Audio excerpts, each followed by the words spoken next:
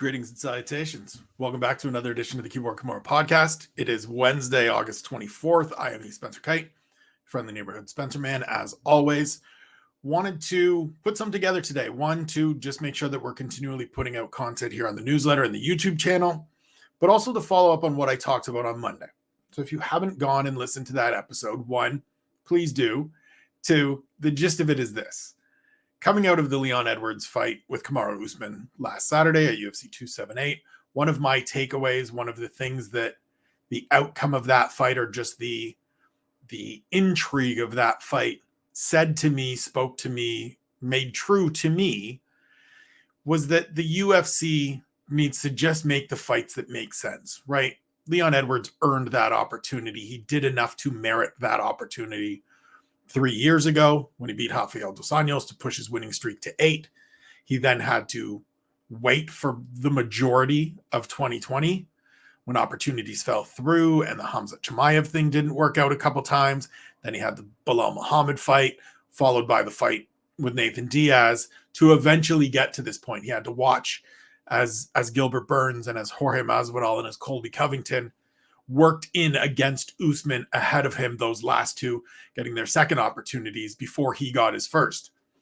And so Saturday, and the way it played out, and again, yes, it is playing the results a little bit, but as I said on Monday, I think that fight is entertaining and compelling 75-80% of the time. And I know that Saturday wasn't compelling until it was again, right? Rounds 2, 3, and 4 weren't necessarily gripping. And even the fifth wasn't until the ending. But I think the altitude and I think the location has a lot to do with that. We've heard Leon speak about it following the event. We saw ourselves the impact that fighting in Salt Lake City and at that elevation had on a lot of people. And so I think if you move it to London, as they're talking about with the trilogy fight, or just about anywhere else that isn't at that kind of elevation, we get a competitive, compelling fight for as long as it lasts, whether that's a round or 5 rounds or somewhere in between.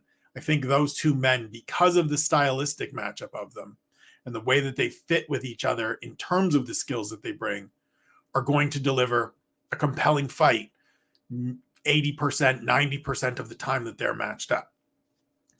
And to me, one of the things I said on Monday again was that needs to be sort of the ethos for the UFC matchmakers, for the way the UFC decides to book these divisions. And rather than just put out Monday saying this is how they should do it, this is what I think things should be done. If I had the book, this is how I would be organizing things. I wanted to come and expand on that because, it's Wednesday. It's a beautiful day here at Abbotsford. And I want to play matchmaker. So I generally like to, when it comes to this stuff, I don't like making fights right away, sort of similar to Dana White. I don't like right after the fact saying, well, this is what should be next. I want to sit down and take some time and look over things. I have some ideas, as Monday explained, and as I've talked about many times here in the past, as to how fights should be made or what I would like to see when it comes to matchmaking. And so we're just going to go division by division, starting with the women, starting with the strawweights, and work our way up to heavyweight. And I want to give you my idea and my reasoning behind what I think is, quote unquote, the right fight to make. And so here we go. We very recently had Carla Esparza, the new champ, the 2-time champ, announced to be defending her title for the first time against Zhang Weili at Madison Square Garden in November. And I think the right fight, the fight I would have liked to see more, is a fight with Marina Rodriguez. Yes, they've already fought. It was a split decision, very close fight. I think if we went back and rescored that through the prism that we have now, that a lot of people have come to understand, especially over this last year, the value and importance and influence of damage, that fight maybe gets scored differently. And Marina Rodriguez, who did a lot of good work off her back in the deciding third round, maybe gets that decision. And then we're talking about a very different winning streak and a fighter that's in a very different position in that division. As it stands, that is her last loss. She's won 5 straight fights since then. She knocked out Amanda Ribas. She headlined a pair of fights last year against Michelle Waterson and Mackenzie Dern, winning both over the course of 5 rounds. And she pushed that to 5 earlier this year with a split decision win over Yan Zhaonan. Now, I understand the reasoning behind running Zhang Weili back out there, right? She just knocked out Joanna Jędrzejczyk in their rematch earlier this year. She's a former champion, big star, big popularity, growing market in China. All of the business side of things makes sense to me completely. And I want to see the fight because I do think there are some dynamics to it that could be interesting, that could be compelling. But from my standpoint, from the way that I want to see things booked or would prefer to see things booked, somebody like Marina Rodriguez, who has already won 5 consecutive fights, should get an opportunity ahead of a former champion who has 1 win. And again, that's me. I don't think everybody agrees. I think a lot of people are more interested and more focused on the bigger name and those athletes, those individuals, maybe getting a quicker opportunity, maybe not having to do as much in order to get into the mix or back into the mix in Zhang's case. But for me, it's hard to deny Marina Rodriguez, who is now booked against Amanda Lemos, which is a tough fight, a dangerous fight. And if she wins that, I still don't know that she's necessarily going to get the opportunity. When Sean Sheehan and I did our last episode of the State of the UFC over for the Severe Patreon page, we talked about Mackenzie Dern being somebody that could very well skip Marina Rodriguez in that pecking order, even though Rodriguez has beaten her, simply because Dern is a bigger name, is a bigger star, can speak English, all of these different things. But if it's just based on merit, if it's just based on results, if it's just based on what have you done in recent years, in recent performances, I'd like to see Marina Rodriguez get her shot and Zhang Weili maybe have to win 1 more. Go out and win 1 more fight. Why can't she be the one facing Amanda Lemos next, or even Amanda Hebus for that reason, for that matter? So then we move to flyweight. Valentina Shevchenko has beaten everybody, right? Everyone they've put in front of her, she's beaten them. You look at the division, you look at the rankings, the next person up is Alexa Grasso. And to me, that's the fight I want to see, right? Grasso was supposed to fight Viviana Araujo a couple weeks ago. That fight got scuttled. She's coming off a win over Joanne Wood, where she bounced her off the cage and grabbed a choke. And previous to that, Wood had been sort of the hurdle you have to clear in order to earn a title shot. Feels actually very similar to the welterweight division when Leon Edwards beat Rafael dos Anjos. That was the guy you had to beat. Usman beat him, title shot. Covington beat him, title shot. Leon beats him, no title shot. That feels what is happening to Grasso here a little bit. And now, circumstances certainly different. She's not on an 8-fight winning streak. But when you just look at the landscape of the division, when you look at the wins and losses, when you look at the performances as a whole, she feels like the correct next step. I fully understand if there's a rematch between Shevchenko and Taila Santos, because the clash of heads certainly had an impact on that fight, and Santos did much better than everyone expected. But if we're talking about keeping things fresh, if we're talking about keeping things moving forward, Alexa Grasso is the right pick for me. Brings us to bantamweight. Amanda Nunes won her title back against Juliana Pena earlier this summer. I don't think a trilogy fight is the right fight. I don't need to see that fight for a 3rd time, at least not right now. At least not coming off a one-sided fight like we saw the last time out. So to me, the next fight, the correct fight to make, is Ketlen Vieira. Harry and I talked about this in the wake of that pay-per-view, in the wake of UFC 277, how Valentina Shevchenko is an option. Right. I said, you pick up the bat phone, you call Valentina, you say, hey, do you want to come up and fight her? And he said, let's put 1 more fight between them each, respectively. So let's let Val defend her belt, whether it's Santos or Grasso. And let's let Nunes defend her belt, whether it's Pena for a 3rd time or Vieira, and hope that each of them really establishes their dominance again, really goes out and turns in the kind of performance that makes you go, oh, okay, these are the 2 best female fighters on the planet. No one else in their respective division has anything for them. Let's just run it back between them again. And I'm all for that. Ketlen Vieira is coming off a couple of very good wins, beating Miesha Tate, beating Holly Holm. I know they're not the most thrilling victories, especially the Holly Holm fight. But this isn't about sizzle. This isn't about marketability. This isn't about What can I put out there in the highlight reel? This is about having done the work. And to me, Vieira has done the work, deserves the opportunity, merits the opportunity. Get her out there, do an all-Brazilian title fight, throw it on the fight card that's going to happen in Brazil in January, and see what happens, go from there. We shift over to the men, the flyweight division, Deiveson, Figueiredo, Brandon Moreno. It's the only fight that makes sense. It's the fight that made sense before the interim title was introduced, when Deiveson was still sort of holding out and dealing with a finger injury. Now that Moreno has the interim title following his knockout win over Kai Kara France, you just run that back.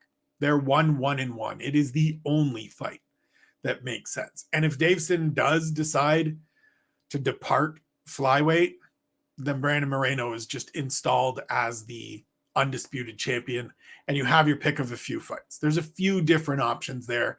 He has a history with a few guys, but if that ends up being the way things play out, Alexandre Pantoja gets his opportunity. He's 2-0 against Moreno. You have a ready-made fight built in. So no matter what happens with this division, we've got a really interesting option going forward. We move to Bantamweight, where we've got a championship fight on the books for UFC 280 in Abu Dhabi in October. Aljamain Sterling defending against former champ TJ Dillashaw. And for me, figuring out what comes next after that is sort of a flowchart thing of depending on who wins, right? Because we heard last weekend that Merab Dvalishvili said, Aljo and I aren't fighting. We're brothers. We're not competing. And it wasn't even the like, we're only competing for the belt. It was, stop asking me this question. I'm not fighting him. Now, Aljo has said in the past that he would leave Bantamweight if it meant clearing a path for Merab. Now, I don't know if that means leaving and vacating the title, because I don't think he's necessarily going to do that. So if he holds on to the title through his fight with TJ Dillashaw, I think the next man up is Marlon Vera, who went out a couple weeks ago, kicked Dominic Cruz in the head, pushed his winning streak to 4-5, looks very good, is sort of ascending and building and has that momentum that we want to see, right? The highlight reel of that finish looks really great. Beats and knocks out, first guy to knock out a former champion in Dominic Cruz, has this winning streak, has this air about him as a guy that no matter what has happened throughout the fight can always get you. And so if Aljo wins, I think Chito Vera gets his opportunity. If TJ Dillashaw wins, I think Merab gets his opportunity, because as good as Aljo has been throughout his career at Bantamweight, I don't think he's done enough as champion to merit an immediate rematch, right? Won the title on disqualification, not his fault, not diminishing his accomplishment, but it wasn't a decisive victory that earned him this spot. He goes out in the rematch and earns a split decision win over Petr Yan. I thought he did enough to get the victory. I don't dispute his position as the Bantamweight champion, but two very close fights and debated fights doesn't necessarily earn you that, hey, I was champion, I get another shot card in my books. And so if TJ beats him and becomes a two-time champion, then you just call his training partner and it becomes Merab's turn, because he's won 8 straight fights. And as I've said repeatedly, both in words and in audio, in print and in audio, I guess, you can't keep putting hurdles in front of these people that have these winning streaks, that have rattled off 6, 7, 8, 9 wins against quality competition, working their way up the ladder. We saw that with Merab last week. Like, I understand it wasn't the most aesthetically pleasing fight. It wasn't the most entertaining fight in terms of the action itself. But he went out there and did what he needed to do to beat Jose Aldo, who was on a very nice run and is a former champion at featherweight and an absolute legend. And so you can't continue to say, well, we need something flashier from you, Merab, before we give you a title opportunity. Now, let me be clear. The UFC can absolutely say exactly that. They can say whatever they please.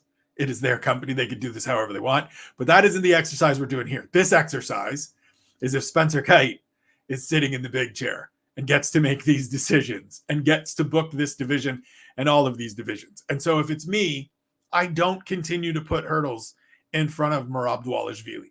I don't continue to make athletes that are on lengthy winning streaks Go out and continue to win one or two more so that they pop, so that they sizzle, so that there's some kind of real big highlight I can show. Because here's the thing.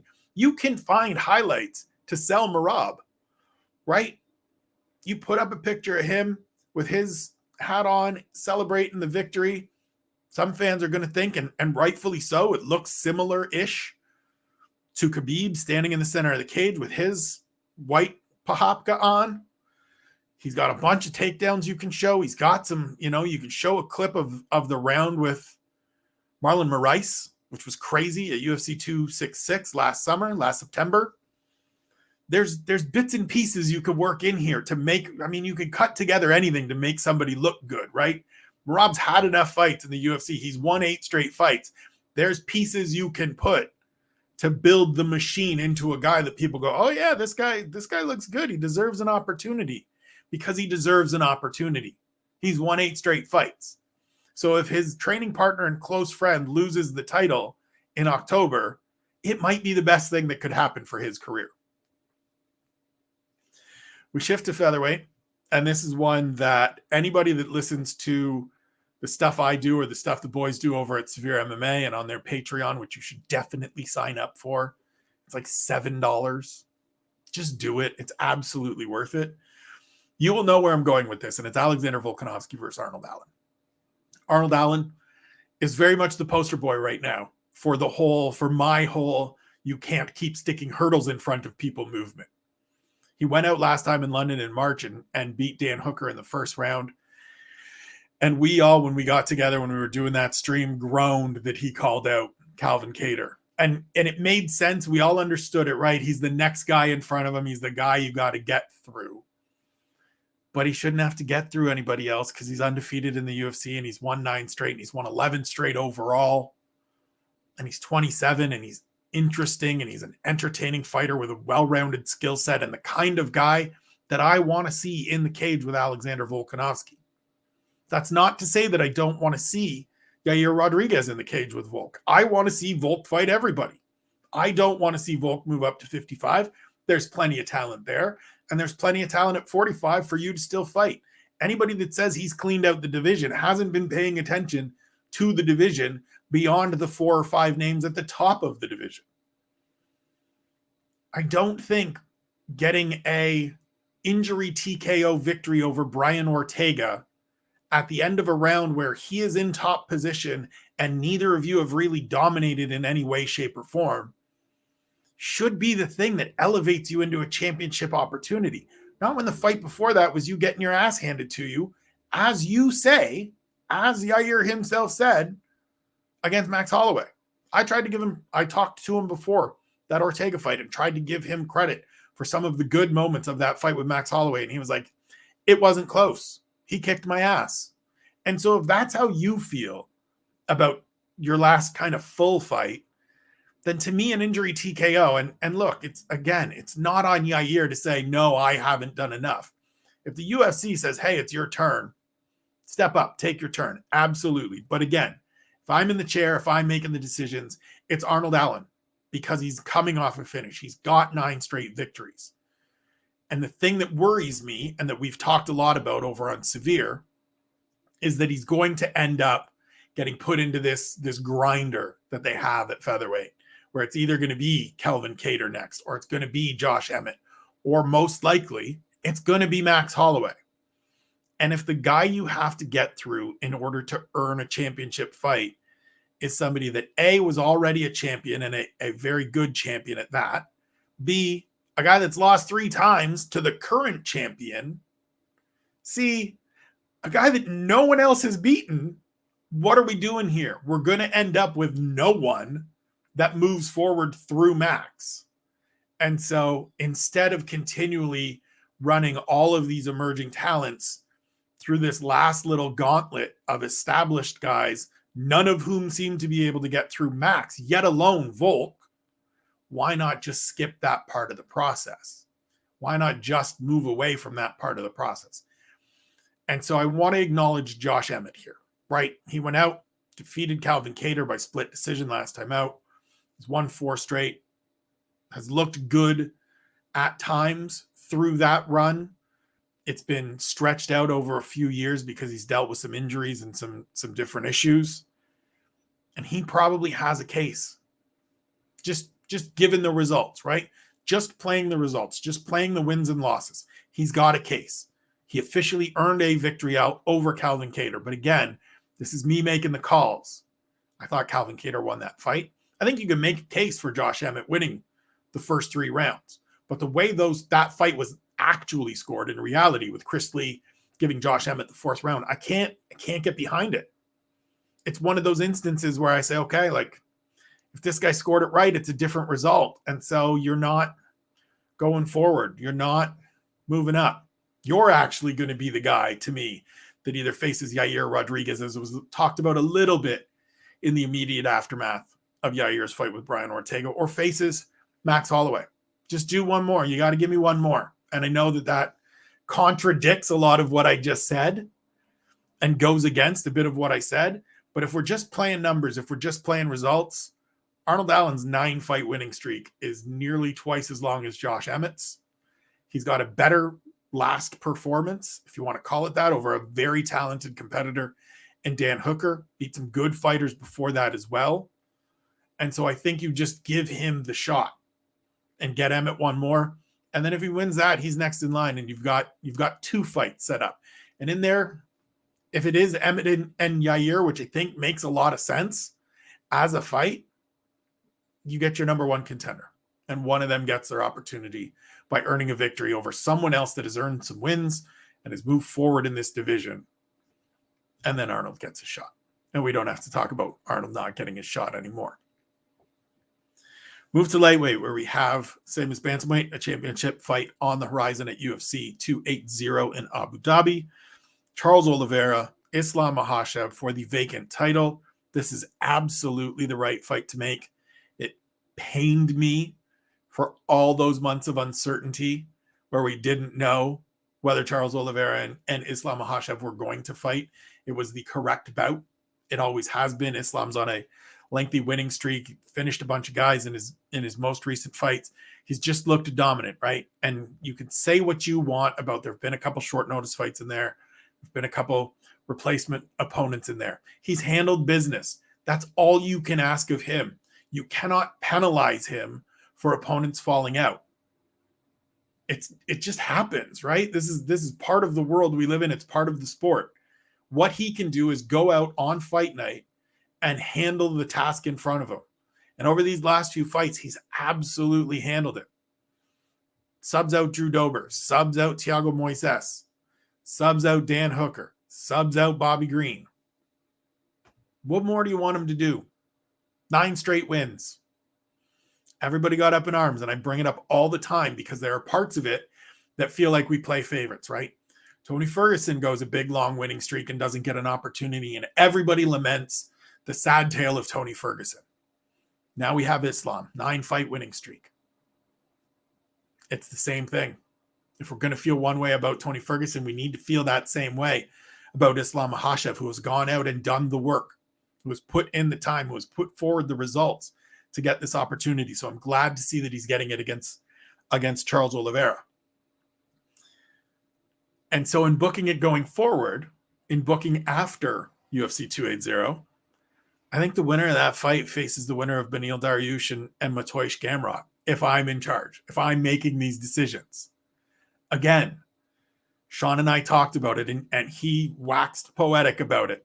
The Justin Gaethje thing, where Gaethje wins one fight and then says, yeah, I'm back in line. Nah, go to the back of the line. Dustin Poirier, we don't know what he's doing right now. We don't know what comes next. It might be a fight with Michael Chandler. He tweeted out MSG the other day. So maybe that's something that comes together for November.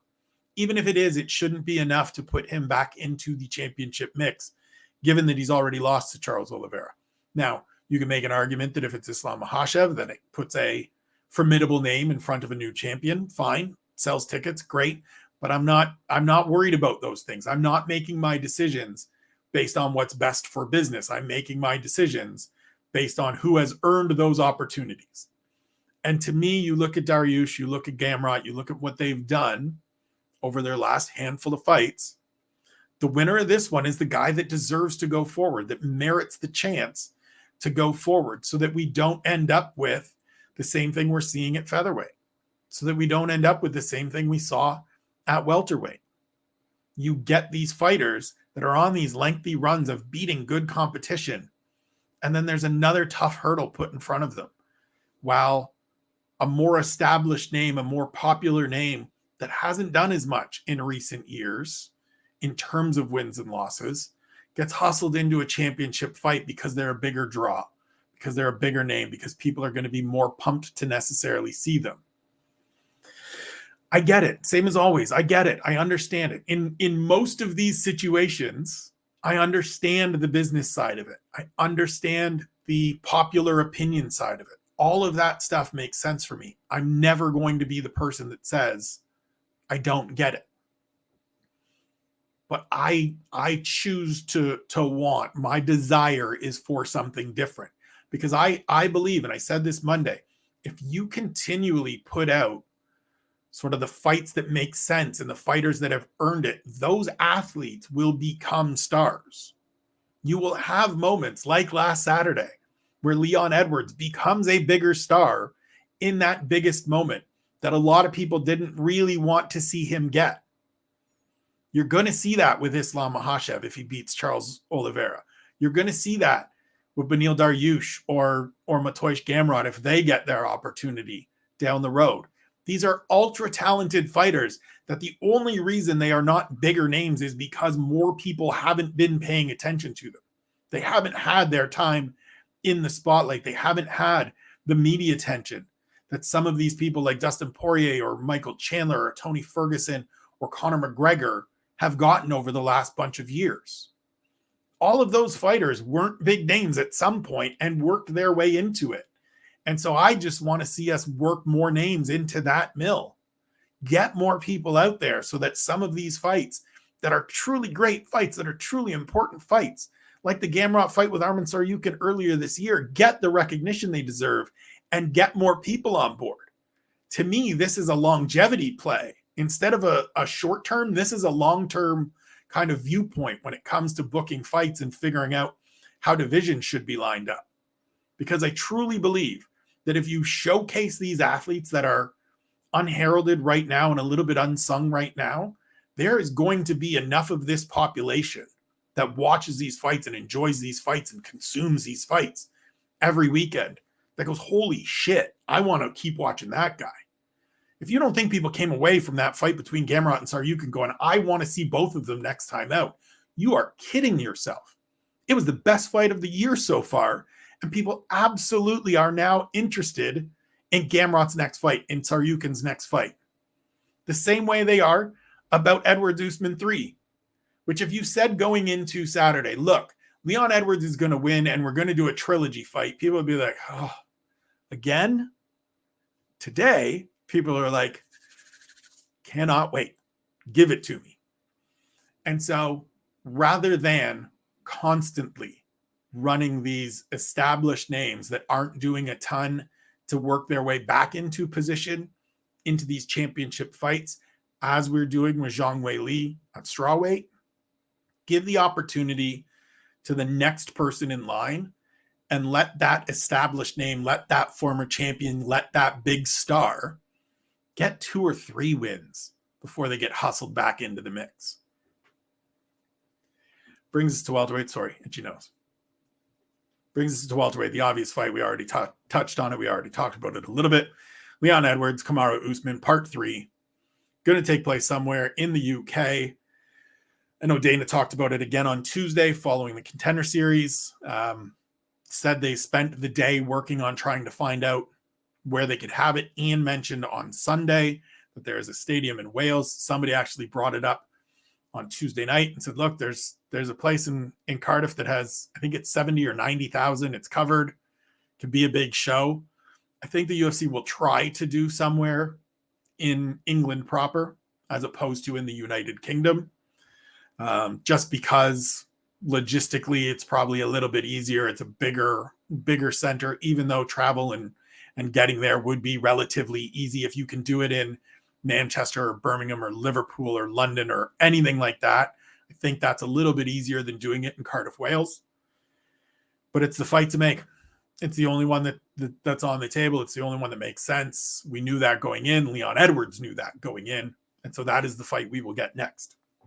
Correctly, understandably.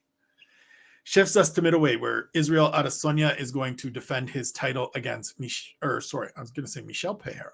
No, Alex Pereira, his former kickboxing rival, at Madison Square Garden, UFC 281 in November. I think the winner of that ends up facing, again, if I'm in charge, if I'm calling the shots, Andre Muniz.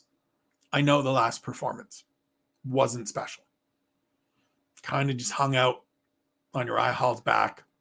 Didn't really do a lot. Hunted for some stuff, but really wasn't there. But it's a win. It keeps him going forward. And thus far in his UFC career, all he's done is gone forward. And if you look at the rest of the division, they're either fighters that Israel Adesanya has already beaten or fighters that couldn't get to the point of being beaten by Israel Adesanya. We have Rob Whittaker facing Marvin Vettori in the co-main event in Paris in September. Whittaker's 0-2 against Izzy. Vettori's 0-2 against Izzy. As much as both will want to make a case, not happening. Don't need to see it yet. In order for it to happen, I think we need 3-4 wins for each of them at a minimum, and a couple of those need to be like holy shit moments. Even though I think Rob looked good in the second fight. So maybe 2 or 3 wins for Rob. If he goes out and starches Vettori, then we can have a conversation. But for right now, nah. Jack Hermanson got a win over Chris Curtis a couple weeks ago, but he hasn't been able to progress up the rankings. Jared Cannonier just had his shot. Sean Strickland, bad game plan against Alex Pereira. He is fighting Jared Cannonier coming up. And so to me, it just feels like we are at a point where Muniz is the guy. He's the only guy that hasn't really been through the grinder, that hasn't faced Adesanya yet, that presents some intrigue of the dynamics of the fight to me, of maybe getting, even not necessarily getting Israel on the ground, but putting him in clinch positions, putting him in cage grappling positions where that part of his game will be tested, where his submission defense will be tested. It's not the flashiest fight. It's not the sexiest fight by any stretch.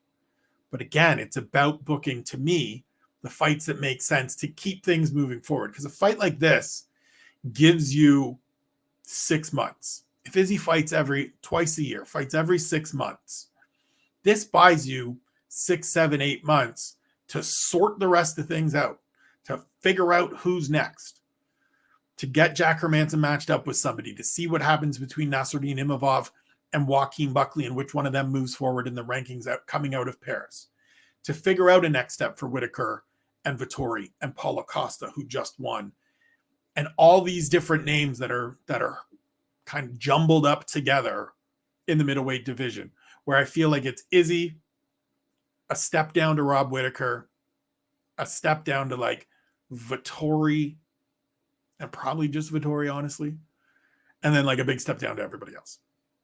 And then everybody else from like 3 to 17 or 18 is all pretty tightly packed. And if you told me one beat the other on any given night, I wouldn't be surprised. And so buy yourself the time by making the matchup that just makes sense. Give the guy that continues to win fights the opportunity to fight for the belt, and it'll reset things or create an opportunity, not to reset things, but to reposition some people so that you work forward. We've seen it in the past, right? This is why Anderson Silva defended the belt against Talish Latis and Patrick Cote. It's why George St. Pierre fought Dan Hardy, frankly. Sometimes these are just the fights that you have to make. They're not coming off the biggest victories. They're not coming off the sexiest wins, but they're just the right fight to make because that person is the next man or woman up. And you give them their opportunity rather than forcing something that doesn't need to be there. Shifts us to the light heavyweight division. Yuri Prochazka won the title in June. There's talk of a rematch with Glover Teixeira. If it's me, I'm putting him in there with Magomed Ankalaev. And it's just because it sticks to the principles, right? It sticks to the overall Spencer ethos. You do not continue to put hurdles and put distance between athletes that have won multiple consecutive fights and a championship opportunity. Ankalaev went out pushed his winning streak to 9 last time out with a good win. It's just time, man. It's just time. I know that, it was Anthony Smith and he jacked up his ankle and it kind of didn't work out the way that you necessarily want it to be in terms of like, it was a blistering finish over a former title challenger and all like that. It's out of his control. And so you're going to just stick another fight in front of him. You're going to make him get through yet another guy and maybe push this to 10 in order to give Glover Teixeira, a 42-year-old champion who lost the belt in his first championship defense by making a bunch of critical mistakes, a second opportunity. Now, I get it. It was an entertaining fight. It was a captivating, action-filled fight. It's kind of sloppy as well. And I just feel like we have these athletes that are there and ready, that we don't need to be rushing these former champions into these matchups. I know Jan Blachowicz was talking about, hey, I should be next. Dana, put me and Yuri somewhere in Poland or somewhere in Eastern Europe, and we'll set records. Well, Jan got a TKO win via injury, the same way that Yair Rodriguez got a TKO win via injury. And as much as I like Jan and think he's a great dude and an entertaining fighter and a guy that still probably has something to give, go win another fight. Fight Jamal Hill. Beat Jamal Hill. Or lose to Jamal Hill, and then Jamal Hill's in line as well. But instead of doing these resets, instead of doing these rematches that don't necessarily make sense, or hustling former champions back in after 1, maybe 2 fights, give the guy that's won 9 straight fights an opportunity. Don't make him win 10 or 11. Give it to him. Because like, worst case scenario, he loses and is out of the way, right? That was part of the conversation with Leon Edwards going into that fight with Kamaru Usman as well, right? And throughout the fight, he wasn't a guy that if he went out and lost on Saturday, he wasn't a guy that was going to win 1 or 2 fights and get an opportunity again, unless they were absolute dominant performances where he goes out and smashes somebody the way he did Seth Baczynski way back in the day, which was his last knockout before Saturday, which is just wild to think about. He was going to be somebody that would have had to win 5, 6, 7 more fights in order to get that opportunity, especially if Usman is still sitting in the throne. Now it changes maybe depending on what happens in the division, but he's not that magnetic personality. He's not that big person, that big name that is going to just get hustled back. He's not going to get the Zhang Weili treatment or the Colby Covington treatment for that matter, where he just get a win and you're back in here, kid. And so I feel like that's what we need to do in all of these divisions, is give the people that have worked their way forward the opportunity and give the former champions and established names a little bit longer of a road in order to get back so that you have some time to see how things shake out. Because as good as running Zhang Weili into a fight with Carla Esparza is in New York City as a second title fight on that card at Madison Square Garden, it'd sure be really cool if she fought Mackenzie Dern and Mackenzie Dern beat her. Or if she fought Amanda Ribas and Amanda Ribas beat her. Or if she went out and beat one of them to really, truly solidify her position. And that's not taking anything away from Zhang or her victory over Joanna Jędrzejczyk. It's just wanting to see more people get opportunities. To me, again, as I've said throughout any time I speak about this, it's about expanding the talent pool. It's about expanding the scope of understanding for people that are watching. It's about showing them more fighters and giving them more fighters to be interested in. Because we see time and again, every single Saturday, except for this coming Saturday, thank you, happy to have a break after 13 consecutive weeks of fights, that these men and women go out and put on performances that we come away from and go, okay, I want to see more of that. Who the fuck was that? Let me see more. You think that's not going to happen in championship fights? You think that's not going to happen in big fights and main event fights? Expand the talent pool, expand the number of people that can be in these things, and you suddenly have more people to pick and choose from and more compelling fights. Last one up, we get to heavyweight, and this is the tough one, and I sort of filibustered there for a little bit before getting to it because I have no idea at heavyweight. Sean asked me about it on the State of the UFC podcast. There's no one in line right? That's part of it. If Tai Tuivasa beats Ciryl Gane in Paris, then yeah, Tai Tuivasa's next.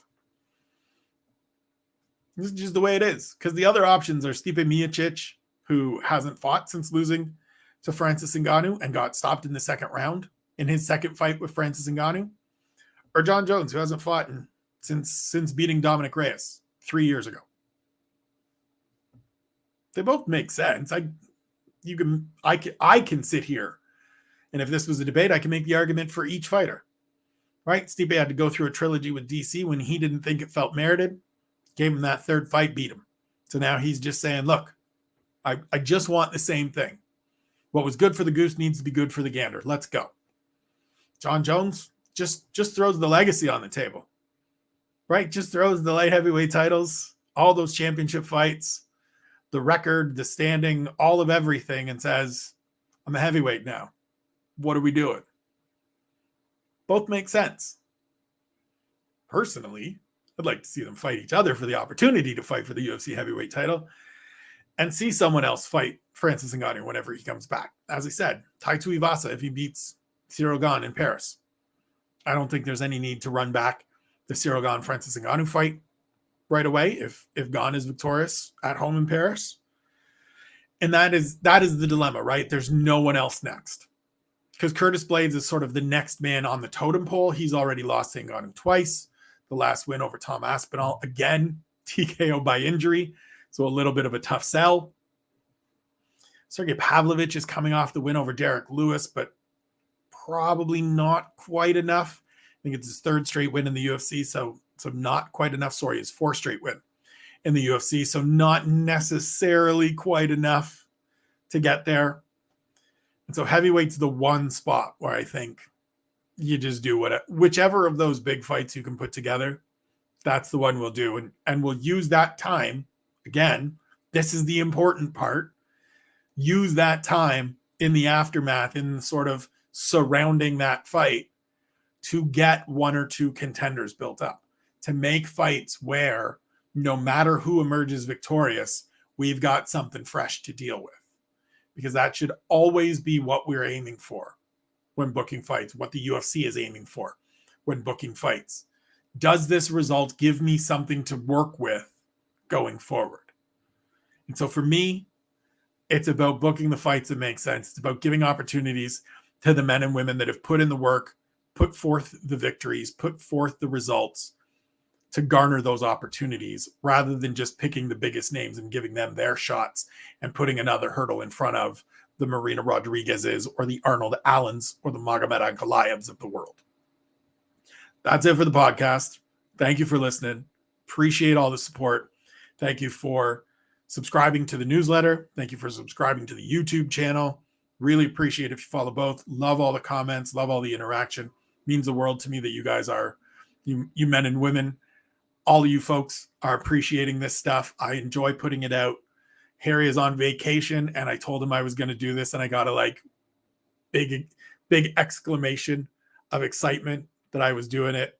And so, Harry, this is for you. Hope you're enjoying Disneyland. Hope you're enjoying getting stenciled. Can't wait to have you back, brother. Thank you, everybody. We'll talk to you soon.